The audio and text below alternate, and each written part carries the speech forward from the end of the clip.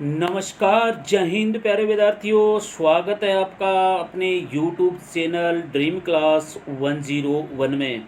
तो प्यारे विद्यार्थियों, आज है हम पढ़ने वाले हैं बहुत ही इम्पोर्टेंट राजस्थान सामान्य जानकारी जीके मॉडल पेपर नंबर 2023। तो प्यारे विद्यार्थियों, 2023 में जो बीएसटीसी के एग्ज़ाम में जो जीके के क्वेश्चन आए हैं उनको आज हम करने वाले हैं हल। तो कौन कौन से क्वेश्चन हैं जो बीएसटीसी 2023 के पेपर में आए थे। चैनल पर आप नए हो तो चैनल को सब्सक्राइब ज़रूर कर दें ताकि आने वाला वीडियो की नोटिफिकेशन सबसे पहले आप तक पहुंचे।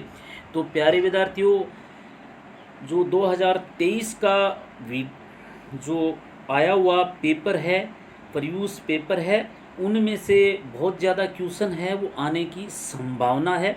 तो वीडियो के अंत तक ज़रूर बने रहे। वीडियो के अंत में बात करेंगे कि 2023 के मॉडल और 22, 23, 24 का 19 तक के मॉडल है उनको हम हल करने वाले हैं। तो वीडियो के अंत तक ज़रूर बने रहे। चलिए लेते हैं क्वेश्चन नंबर 1। 2023 में जीके में पहला क्वेश्चन जो आपका 51 जो लास्ट से शुरू होते हैं, 51 जो क्वेश्चन है आपका उसमें पूछा गया था, पर्वतसर का मेला किस लोक देवता की स्मृति में आयोजित किया जाता है। तो पर्वतसर का जो मेला है प्यारे विद्यार्थियों, कौन से लोक देवता की स्मृति में आयोजित किया जाता है। सॉरी, डिसबैलेंस हुआ है थोड़ा।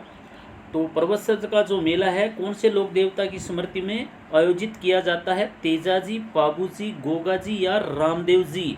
तो प्यारे विद्यार्थियों, ये तो सबको आपको भी पता है कि पर्वतसर में जो मेला बढ़ता है खड़नाल के अंदर, उसमें तेजाजी का जो जन्म है वो कहाँ हुआ था, खड़नाल के अंदर हुआ था। तो किसकी याद में मेला बढ़ता है। ए ऑप्शन आपका सही रहेगा। पर्वतसर में जो मेले का आयोजित किया जाता है वो तेजाजी का मेले का आयोजन किया जाता है। बने रहिए वीडियो के अंत तक प्यारे विद्यार्थियों। वीडियो के अंत में बताऊंगा कि कल की जो क्लास होगी उसमें हम कौन से सन का पेपर है मॉडल वो हल करने वाले हैं। तो चलिए लेते हैं नेक्स्ट क्वेश्चन। प्रश्न नंबर आपका 2 है। मारवाड़ में 7 सामंतों की 4 श्रेणियों में जो शामिल नहीं है। क्या पूछा है। मारवाड़ में सामंतों की 4 श्रेणियों में शामिल नहीं है। इस सा को आप नज़रअंदाज कर दीजिए। मारवाड़ में सामंतों की 4 श्रेणियों में जो शामिल नहीं है, तो क्या है जो शामिल नहीं है। गनायत, उमराव, राजीव या सरदार। तो प्यारे विद्यार्थियों, मारवाड़ की सामंतों की 4 श्रेणियों में आपका डी ऑप्शन है वो सही रहेगा। सरदार है वो शामिल नहीं है। चलिए लेते हैं नेक्स्ट क्वेश्चन। बने रहिए वीडियो के अंत तक। तो मित्रों, प्रश्न नंबर आपका 3 है। खेरतल तिजारा जिला किस जिले से अलग कर बनाया गया है। क्या पूछा है। खेरतल तिजारा जिला किस जिले से अलग कर बनाया गया है। आज हम फटाफट नॉन स्टॉप 50 क्वेश्चन है वो पूरे के पूरे हल करने वाले हैं। तो बने रहिए वीडियो के अंत तक। तो तिजारा जो खेरतल जिला है, खेरतल तिजारा जिला किस जिले से अलग कर बनाया गया था। भरतपुर, अलवर, जयपुर ग्रामीण। तो कौन से जिले से अलग करके बनाए गए थे ये दोनों जिले। बी ऑप्शन आपका सही रहेगा। अलवर से अलग कर इन जिलों का निर्माण किया गया है। चलिए लेते हैं नेक्स्ट क्वेश्चन। प्रश्न नंबर आपका 4 है। राजस्थान में ताराभात की ओढ़नी किस वर्ग की महिलाओं में प्रचलित है। यानी कौन से वर्ग की या कौन सी जाति की जो महिलाएं हैं वो ताराभात की ओढ़नी प्रचलित यानी ओढ़ती हैं। जाट, गुर्जर, आदिवासी या दलित समाज। तो इनमें से कौन सी जाति की जो महिलाएं हैं वो ताराभात की ओढ़नी ओढ़ती हैं। तो प्यारे विद्यार्थियों, ऑप्शन आपका सी बिल्कुल सही रहेगा। सी ऑप्शन को लॉक कर दो।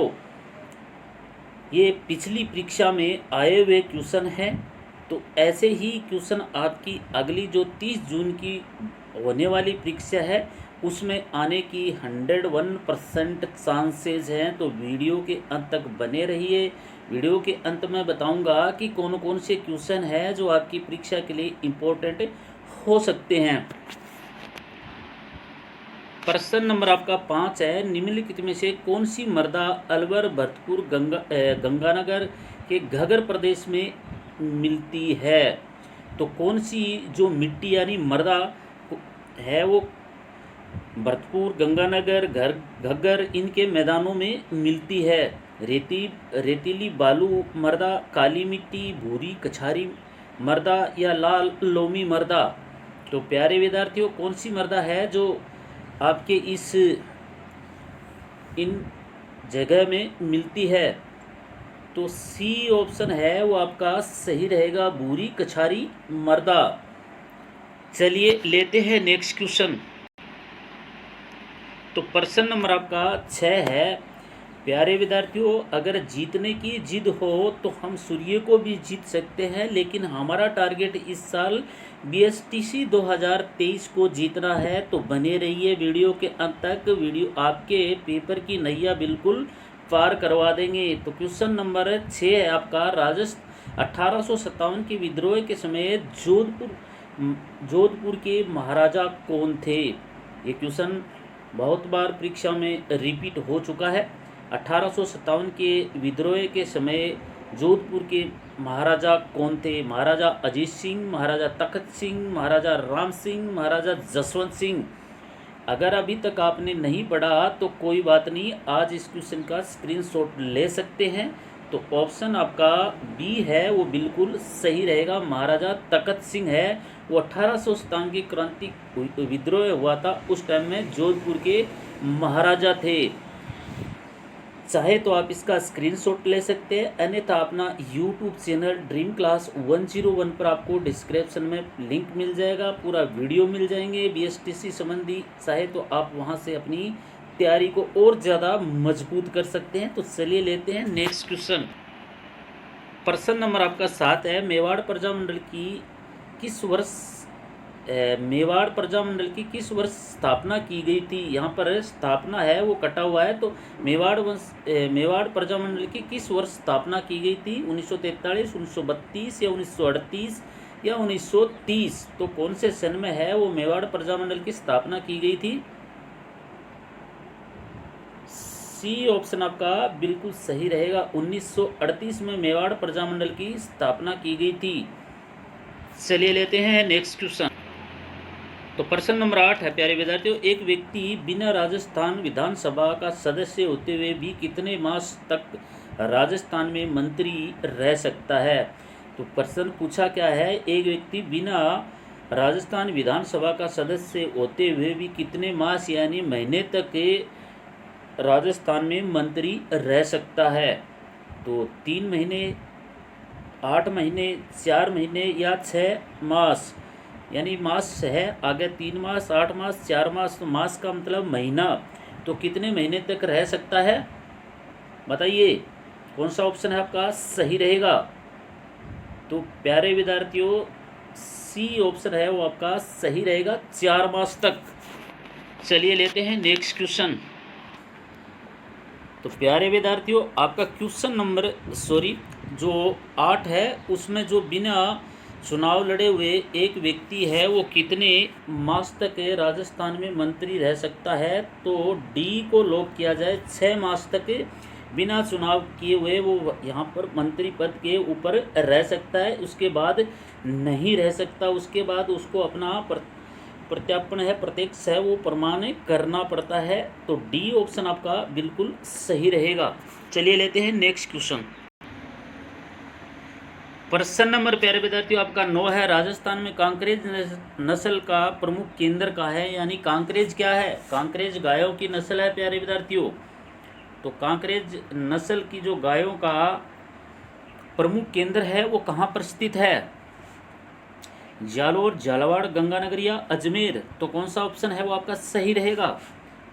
ए ऑप्शन है वो सही रहेगा, जालोर के अंदर कांकरेज जो नस्ल की प्रमुख गाय है वो जालोर के अंदर उनका केंद्र है। तो कांकरेज गोवंश की प्रमुख नस्ल है प्यारे विद्यार्थियों। इसका मूल उत्पत्ति क्षेत्र है वो कच्छ का रण माना जाता है गुजरात के अंदर। राजस्थान में ये नस्ल बाड़मेर, बालोतरा, पाली, जालोर, सांचौर क्षेत्र में सर्वाधिक पाई जाती है। कांकरेज नस्ल की जो दूध व खेती दोनों कार्यों के लिए उपयुक्त में ली जाती है। तो नस्ल को याद रखना आप, अच्छा क्वेश्चन है परीक्षा की दृष्टि से। चलिए लेते हैं नेक्स्ट क्वेश्चन। तो प्यारे विद्यार्थियों क्वेश्चन नंबर आपका 10 है, भवानी नाटक से किस जिले से स्थित है। जो भवानी नाटक है, नाटक से वो किस जिले से स्थित है। बूंदी, कोटा, जयपुर या झालावाड़। तो कौन से जिले से संबंधित है प्यारे विद्यार्थियों। ऑप्शन आपका डी है वो बिल्कुल सही रहेगा, झालावाड़ से संबंधित है। तो भवानी नाटक से है वो झालावाड़ जिले से स्थित है। इसका निर्माण है वो 1921 में राजा भवानी सिंह ने करवाया था। ये नाटक तथा अन्य सांस्कृतिक कार्यक्रमों का आयोजन वहाँ पर किया जाता है, इसलिए उन भवानी नाटक से किस जिले में यानी एक स्थल का नाम है, वहाँ पर इन जो भी सांस्कृतिक कार्यक्रम होते हैं वो वहीं पर करवाए जाते हैं। अच्छा क्वेश्चन है। चलिए लेते हैं नेक्स्ट क्वेश्चन। अभी जो प्यारे विद्यार्थियों क्वेश्चन नंबर आपके 11 है। अभी थोड़ा क्वेश्चनों को हम व्याख्या के साथ पढ़ने वाले हैं, तो वीडियो के अंत तक जरूर बने रहे। अगर अभी तक आपने वीडियो को शेयर नहीं किया तो प्यारे विद्यार्थियों वीडियो को शेयर जरूर कर दें। 11 नंबर क्वेश्चन आपका, कौन सा सुशीर वाद्य यंत्र नहीं है। तो इनमें से कौन सा सुशीर वाद्य यंत्र नहीं है। सुरमंडल, सितारा, मोरचंग या अलगोजा। तो इनमें से कौन सा सुशीर वाद्य यंत्र नहीं है। तो ए ऑप्शन है वो आपका सही रहेगा। सुरमंडल है वो सुशीर वाद्य यंत्र नहीं है। वे वाद्य यंत्र जो हवा से फूंक देकर बजाए जाते हैं उन्हें सुशीर या फूंक वाद्य कहलाते हैं। प्रमुख सुशीर वाद्य निम्न है, शहनाई, अलगोजा, पुंगी, बीन, तुरी, सतारा, मोरचंग, मसंक, नड़ आदि है वो सुशीर वाद्य यंत्र में आते हैं। सुरमंडल है एक तद वाद्य यंत्र है, इसमें तार लगे होते हैं तथा तारों के माध्यम से विभिन्न आवाज़ें निकाली जाती है, तो इसलिए उसको सुरमंडल कहते हैं। चलिए लेते हैं नेक्स्ट क्वेश्चन। तो प्यारे विद्यार्थियों आज का जो विद्यार्थी है वीडियो बहुत ही महत्वपूर्ण होने वाला है, वीडियो के अंत तक जरूर बने रहना। क्वेश्चन नंबर आपका 12 है, राजस्थान में प्रधानमंत्री फसल बीमा योजना किस वर्ष में शुरू की गई थी।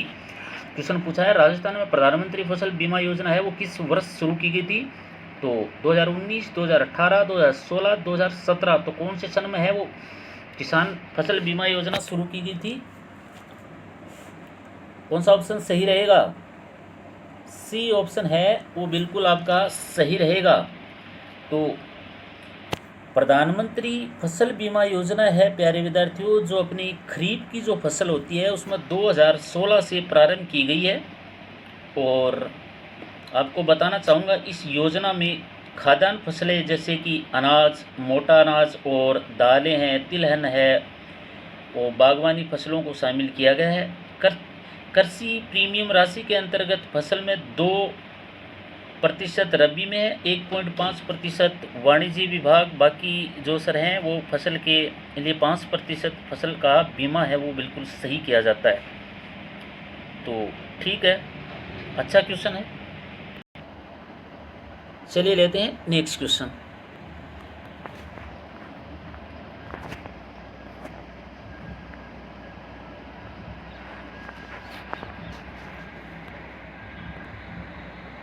प्यारे विद्यार्थी क्वेश्चन नंबर आपका 13 है, होलार राजस्थान लोकगीत है जो कि अवसर पर गाया जाता है। होलार भाई सीधी भाषा सीधा ही पढ़ाया। होलार गीत राजस्थानी गीत है वो कब गाया जाता है। विवाह के समापन, गणगौर के उत्सव पर, सगाई होने पर, शिशु का जन्म होने पर। तो कब गाया जाता है प्यारे विद्यार्थियों बताइए। तो डी ऑप्शन है वो आपका बिल्कुल सही रहेगा, शिशु का जन्म होने पर गाया जाता है। ये जो होलरिया है वो जच्चा, बच्चा और पुत्र के जन्मोत्सव पर गाया जाने वाला गीत है। जिसमें जच्चा बच्चा दोनों को बेहतर स्वास्थ्य एवं उनके दीर्घ आयु होने की मंगल कामना की जाती है। तो याद रहेगा, कभी भूलोगे नहीं इस क्वेश्चन को। ओदरिया कब गाया जाता है? शिशु का जन्म होने पर। चलिए लेते हैं नेक्स्ट क्वेश्चन। प्रश्न नंबर 14 है अपना, स्वामी दयानंद सरस्वती ने उदयपुर में किस संस्था की स्थापना की थी? तो स्वामी दयानंद सरस्वती ने प्यारे विद्यार्थियों उदयपुर में कौन सी संस्था की स्थापना की थी? इजलास सभा या महाइंद्रा सभा, आर्य समाज सभा या परोपकारिणी सभा? तो कौन सी सभा का आयोजन किया था? डी ऑप्शन है वो आपका सही रहेगा। परोपकारिणी जो सभा है और अच्छा क्वेश्चन है। राजस्थान में राजनीति चेतना को जागृत करने एवं शिक्षा प्रसार, अच्छा थोड़ी व्याख्या कर लेते हैं। शिक्षा प्रसार में स्वामी दयानंद सरस्वती ने महत्वपूर्ण कार्य किया था। तो जो स्वामी दयानंद सरस्वती है प्यारे विद्यार्थियों, सर्वप्रथम राजस्थान में 1865 ईस्वी में करौली जो अपना जिला है राजस्थान में, वहाँ पर राजकीय अतिथि के रूप में आए थे और उन्होंने उदयपुर में आर्य समाज का प्रसार भी किया था। सत्यार्थ प्रकाश के द्वितीय संस्करण भूमिका लिखी है, ये फरवरी 1883 में शायद 83 में लिखी थी। और उसके बाद सानिध्य में परोपकारिणी सभा का भी है वो स्थापना की थी। अच्छा क्वेश्चन है। अगर इस तरीके से आप व्याख्या के साथ क्वेश्चन को प्यारे विद्यार्थी पढ़ोगे तो कभी भी आप आने वाले जो आपका कंपटीशन एग्जाम कंपटीशन होगा उसमें क्वेश्चनों को भूलते नहीं है। तो चलिए लेते हैं नेक्स्ट क्वेश्चन। प्रश्न नंबर आपका 15 है, निम्नलिखित में से किस जिले में शेरगढ़ अभयारण्य है वो स्थित है? तो कौन से जिले में है प्यारे विद्यार्थियों शेरगढ़ अभयारण्य? बूंदी, झालावाड़, बारा या इनमें से कोई नहीं? तो कौन से जिले में है या इनमें से है भी नहीं? तो कौन से जिले में? बूंदी, झालावाड़, बारा। तो शेरगढ़ अभयारण्य है प्यारे विद्यार्थियों वो आपका सी ऑप्शन बिल्कुल सही रहेगा। बारा के अंदर शेरगढ़ अभयारण्य है वो स्थित है। तो चलिए थोड़ा शेरगढ़ अभयारण्य है उसके बारे में व्याख्या कर लेते हैं। प्राचीन समय में जो शेरगढ़ अभयारण्य है वो प्यारे विद्यार्थियों बाघों के लिए प्रसिद्ध है, ठीक है। और 1983 में इस अभयारण्य की घोषणा की गई थी। शेरगढ़ में वन क्षेत्र के नाम से प्रसिद्ध है और ये बाघों के निवास के लिए अधिक प्रसिद्ध है। वर्तमान में इसका जो विस्तार है कितनी दूर में फैला हुआ है? तो 98.79 वर्ग किलोमीटर जो ज़मीन है उसके अंदर ये अभयारण्य है वो फैला हुआ है। तो चलिए लेते हैं नेक्स्ट क्वेश्चन। तो प्रश्न नंबर अपना 16 है प्यारे विद्यार्थियों, निम्नलिखित जोड़ों में से कौन सा सही नहीं है? तो कौन सा जोड़ा है वो सही नहीं है? महाराजा अमीर या गोहिल, जसवंत सिंह राठौड़, राणा प्रताप सिसोदिया, राजा मान सिंह आड़ा। तो कौन सा जोड़ा है वो सही नहीं है? तो डी ऑप्शन है वो आपका सही नहीं है। राजा मान सिंह है वो हाड़ा नहीं है। राजा मान सिंह है वो कछावा जो राजपूतों की गोत्र है उनसे बिलोंग करते थे। तो थोड़ा पढ़ते हैं व्याख्या। राजा मान सिंह है वो कछावा वंश से संबंधित है। 1589 ईस्वी में आमेर का आमेर पर शासन किया था और मान सिंह ने उस समय संभाला था। अकबर के नवरत्नों में से मान सिंह को एक गिना जाता है और अकबर ने मान सिंह को बिहार का गवर्नर भी बनाकर भेजा था मुगलों के समय। मान सिंह ने महाराणा प्रताप के विरुद्ध हल्दी घाटी का युद्ध भी लड़ा था। तो याद रखना, अच्छा क्वेश्चन है। चलिए लेते हैं नेक्स्ट क्वेश्चन। प्रश्न नंबर प्यारे विद्यार्थियों 17 आपका, बसंतगढ़ शिलालेख किस वंश से संबंधित है? तो बसंतगढ़ जो शिलालेख है प्यारे विद्यार्थियों कौन से वंश से संबंधित है? राठौड़, चावड़ा, चौहान या सोलंकी? तो कौन से वंश से संबंधित है? अच्छा क्वेश्चन है।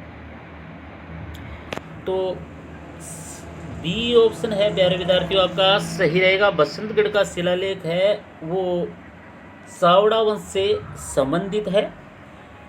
तो बसंतगढ़ का जो शिलालेख है वो प्यारे विद्यार्थियों विक्रम संवत 682 यानी सिरोही से इनका शिलालेख मिलता है। बसंतगढ़ का जो शिलालेख है वो वर्णमाल के समय लेख में संबंधित रज्जली वर्जभट्ट और स्ताश्रय का जो पुत्र था अर्बुद देश का स्वामी का लेख पाया जाता है। तो बसंतगढ़ का जो शिलालेख है वो कहाँ से प्राप्त होता है? सिरोही से। तो चलिए लेते हैं नेक्स्ट क्वेश्चन।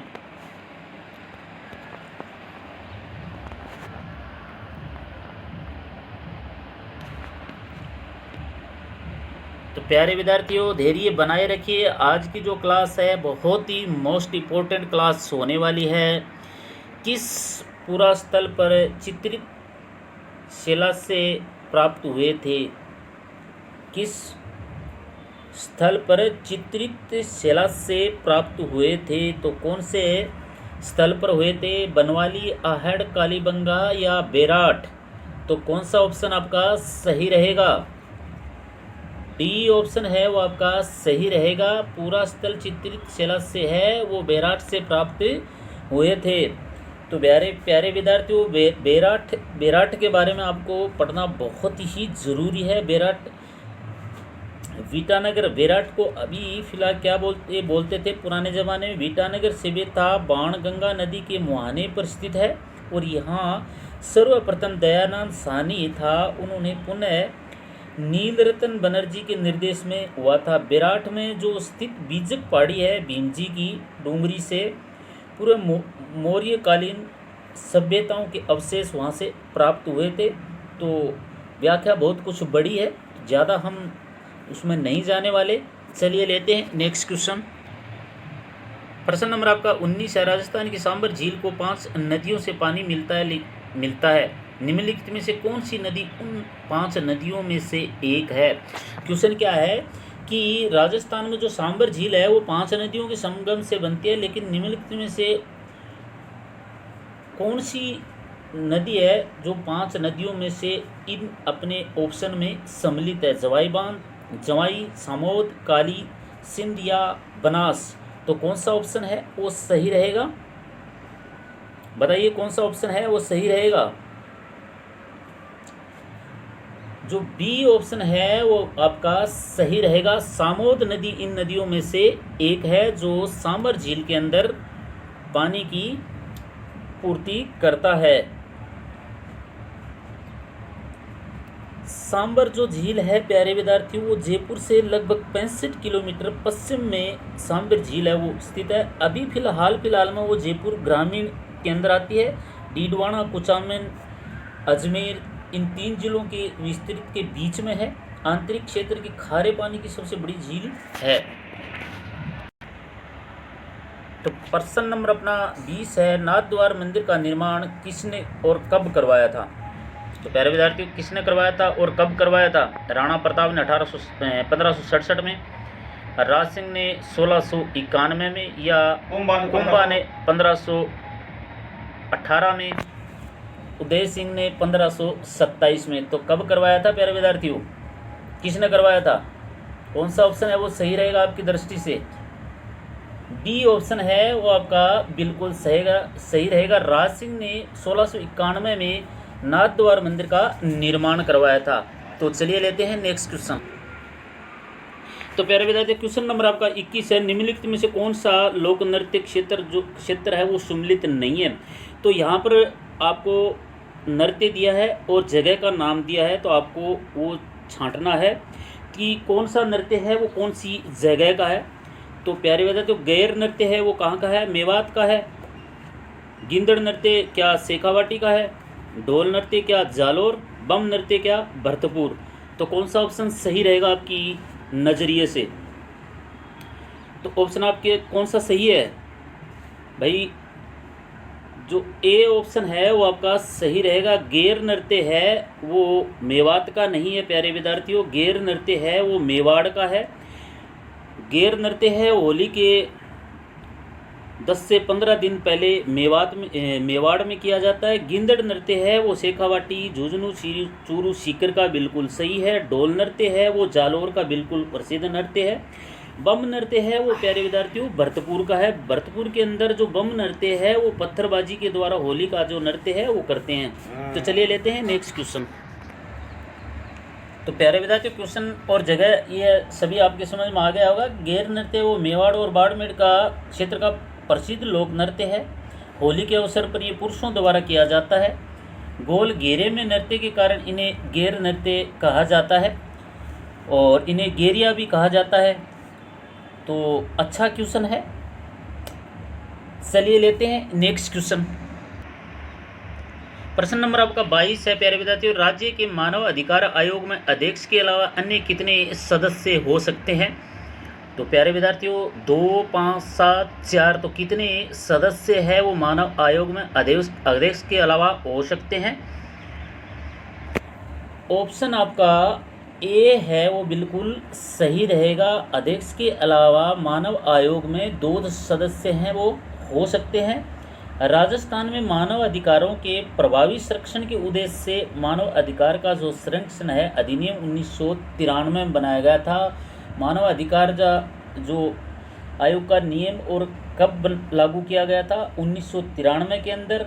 उसका गठन कब 18 जनवरी को किया गया था और 2000 में ये पूर्णतः रूप से लागू कर दिया गया था। 2006 के अनुसार मानव जो अधिकार आयोग है उनमें अध्यक्ष और 2 सदस्यों का प्रावधान भी रखा गया है, तो याद रखना।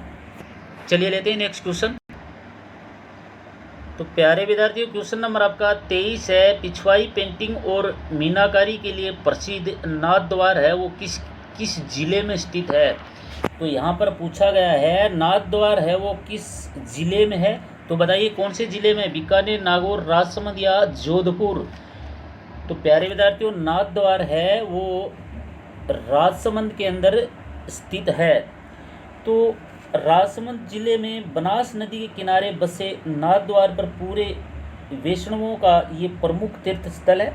यहाँ कृष्ण की उपासना उसके बाद रूप में की जाती है। पिछवाई पेंटिंग और मीनाकारी के लिए ये नाथ द्वार है वो बिल्कुल प्रसिद्ध है। पिछवाई और मीनाकारी पेंटिंग है उसके लिए प्रसिद्ध है। मीनाकारी जो पेंटिंग है उनका उस्ताद किससे माना जाता है? कुदरत सिंह को। चलिए लेते हैं नेक्स्ट क्वेश्चन। तो प्यारे विद्यार्थियों आज के जो क्वेश्चन है मोस्ट इम्पोर्टेंट क्वेश्चन है। राजस्थान की रियासत के एकीकरण के साथ जोधपुर राज्य का महाराजा कौन था? राजस्थान की जब रियासतों का एकीकरण हो रहा था उस समय जोधपुर राज्य का महाराजा कौन था? विजय सिंह, गज सिंह, उमेश सिंह या हनुमत सिंह? जब राजस्थान का पूरे का एकीकरण हो रहा था उस समय का पूछा है, तो उस समय जोधपुर का महाराजा कौन था प्यारे विद्यार्थियों? डी ऑप्शन आपका है वो बिल्कुल सही रहेगा। हनुमत सिंह है वो उस समय महाराजा थे। तो 1946 में जब जोधपुर रियासत संविधान निर्मात्री सभा में भाग ले रही थी तथा जोधपुर के महाराजा हनुमंत सिंह ने 2 बार भारत में मिलन की घोषणा कर चुके थे, परंतु स्वतंत्रता मिलन से ठीक पहले उन्हें जीना भोपाल ने नवाब खां एवं धौलपुर के महाराजा के कहने पर बदल गए थे। अंत में वे वायसराय और मेनन के समझाने पर हनुमंत सिंह ने अपने राज्य का विलय भारत में करने की बात स्वीकार कर ली थी, तो उस पर हस्ताक्षर भी कर दिए थे। कब हुआ था? 1946 में एकीकरण हुआ था जोधपुर का भारत में विलय का। चलिए लेते हैं नेक्स्ट क्वेश्चन। प्रश्न नंबर आपका 25 है प्यारे विद्यार्थियों। तिवार्थ ने पूर्वी राजस्थान को किस जलवायु प्रदेश के अंतर्गत रखा था?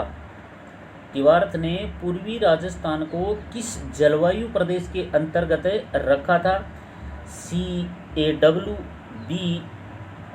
BWH, BSW या AW? तो प्यारे विद्यार्थियों कौन सी उसमें रखा था तिवार्थ ने पूर्वी राजस्थान को? तो चलो करते हैं पता। AW यानी दक्षिणी पूर्वी राजस्थान का क्षेत्र, BSW का मतलब है प्यारे विद्यार्थियों अर्ध उष्ण स्टोपी जलवायु के मध्य पश्चिमी, और BWH का मतलब क्या है, उष्ण कटिबंधीय प्रदेश, जैसलमेर, बाड़मेर, जैसलमेर और पश्चिमी बीकानेर में आता है। CW का होता है पूर्वी राजस्थान। तो ऑप्शन है वो आपका कौन सा सही रहेगा, ए ऑप्शन है वो आपका बिल्कुल सही रहेगा, CAW यानी CAW का मतलब क्या हो गया, पूर्वी राजस्थान। तो चलिए लेते हैं नेक्स्ट क्वेश्चन। प्रश्न नंबर अपना 26 है, किस समारोह में किसी देवता या देवी के सामने छोटे बच्चे के बाल पहली बार काटे जाते हैं, क्या कहलाते हैं। भाई अपने घरों में सबको पता है कि हम बच्चे का सबसे पहले जो किसी देवी देवता के सामने ले जाकर उनके बाल काटते हैं तो उसको क्या बोलते हैं, समेला, आख्या, बढ़ार या जुड़ला। भाई सभी बोलते हैं कि उस फलाने देवता के जाएंगे वहाँ बच्चे का जुड़ला उतरवा के लाएंगे। तो ऑप्शन आपका कौन सा सही रहेगा, डी ऑप्शन है वो आपका सही रहेगा, जुड़ला या जदुला। ये वो क्वेश्चन है प्यारे विद्यार्थियों जो पिछली परीक्षा के अंतर्गत आए हुए क्वेश्चन है। ये क्वेश्चन आपके लिए बहुत इम्पोर्टेंट होने वाले हैं, बने रहिए वीडियो के अंत तक। वीडियो के अंत में बताऊंगा कि आने वाली जो परीक्षा 30 जून की है उसमें कौन कौन से क्वेश्चन है वो आने की 101% संभावना है प्यारे विद्यार्थियों। चलिए लेते हैं नेक्स्ट क्वेश्चन। प्रश्न नंबर आपका 27 है, राजस्थानपुर दरीबा क्षेत्र किस खनिज के लिए प्रसिद्ध है, यानी राजस्थानपुर दरीबा किस खनिज के लिए प्रसिद्ध है, सीसा, जस्ता, लोहा, एस, तांबा या सोना। पूर दरीबा जो क्षेत्र है वो कहाँ पर आता है प्यारे विद्यार्थियों, ये खेतड़ी के उसमें आता है। तो किसके लिए प्रसिद्ध है, सी ऑप्शन है वो आपका सही रहेगा, तांबा के लिए। चलिए लेते हैं नेक्स्ट क्वेश्चन। प्रश्न नंबर आपका 28 है, जवाहर सागर बांध किस जिले में स्थित है। तो प्यारे विद्यार्थियों कौन से जिले में है जवाहर सागर बांध, झालावाड़, बारा, कोटा या चित्तौड़। तो कौन से जिले में है जवाहर सागर बांध है वो कौन से जिले में है, सी ऑप्शन है वो आपका बिल्कुल सही रहेगा, जवाहर सागर बांध है वो कोटा के अंदर स्थित है। तो राजस्थान के अंदर जो जवाहर सागर बांध है प्यारे विद्यार्थियों वो कोटा के अंदर स्थित है। तो चलिए थोड़ा जवाहर सागर बांध के बारे में आपको बता देता हूँ। जवाहर सागर जो बांध है वो कोटा जिले के बोराबास नामक स्थान पर चंबल नदी घाटी परियोजना के तहत निर्मित है। एक पिकअप बांध है जो इससे कोटा बूंदी को सिंचाई सुविधा हेतु उपलब्ध पानी करवाया जाता है। तो जवाहर सागर बांध है उससे कोटा, बूंदी और ये जो आसपास के जो ज़िले हैं उनसे सिंचाई के लिए इसमें उपयोग में पानी लिया जाता है, याद रखना। प्रश्न नंबर आपका 29 है प्यारे विद्यार्थियों, भारत वन स्थिति रिपोर्ट 2021 के अनुसार राज्य के किस जिले में न्यूनतम प्रतिशत वन क्षेत्र पाया जाता है। तो कौन से जिले में सबसे जो कम है पेड़ पौधे पाए गए थे कब, 2021 की जनगणना के अनुसार जोधपुर, चूरू, बीकानेर, पाली। 2021 की जनगणना के अनुसार प्यारे विद्यार्थियों ए ऑप्शन है वो आपका सही रहेगा, जोधपुर के अंदर सबसे कम पेड़ पौधे पाए गए थे। चलिए विद्यार्थियों लास्ट क्वेश्चन लेते हैं 30, क्योंकि थोड़ा डिस्टर्ब हो रहे हैं, सिटी का माहौल है यहाँ पर, थोड़ा बाहर डीजे वगैरह बज रहा है तो इसलिए थोड़ा डिस्टर्ब हो रहे हैं। आज की क्लास में हम 30 ही क्वेश्चन करने वाले, बाकी बचे हुए जो 20 क्वेश्चन है मैं कल आपको करवा दूंगा। तो चलिए लास्ट क्वेश्चन लेते हैं 30। प्रश्न नंबर आपका 30 है प्यारे विद्यार्थियों, राज्य में संसदीय सचिव किसके समक्ष में शपथ लेता है या प्रतिज्ञान करता है। राज्य के अंदर जब संसदीय सचिव होता है वो किसके सामने अपनी शपथ लेता है, उच्च न्यायालय के प्रमुख न्यायमूर्ति, विधानसभा अध्यक्ष या मुख्यमंत्री, राज्यपाल। तो संसदीय जो सचिव होता है प्यारे विद्यार्थियों वो संसद के अंदर, संसद है वो मुख्यमंत्री के अधीन होती है। तो किसके सामने शब्द लेता है? सी ऑप्शन है वो आपका सही रहेगा। अभी तक 30 क्वेश्चनों में आपके कितने क्वेश्चन सही रहे प्यारे विद्यार्थियों, कमेंट करके ज़रूर बताना। चैनल पर नए हो तो चैनल को सब्सक्राइब कर दे ताकि आने वाले वीडियो की नोटिफिकेशन है वो सबसे पहले आप तक पहुंचे। तो प्यारे विद्यार्थियों, बाकी के जो बचे हुए 20 क्वेश्चन है वो मैं आपको कल करवाने वाला हूं। तो तब तक के लिए बने रहिए। चैनल को आप बिल्कुल बार, इसमें वीडियो है आपके लिए, बहुत ही अच्छे अच्छे वीडियो बीएसटीसी के लिए डाले हुए हैं, तो आप उनको देख सकते हैं। चलिए तब तक के लिए करते हैं थोड़ा ब्रेक। जय हिंद, नमस्कार, वंदे मातरम।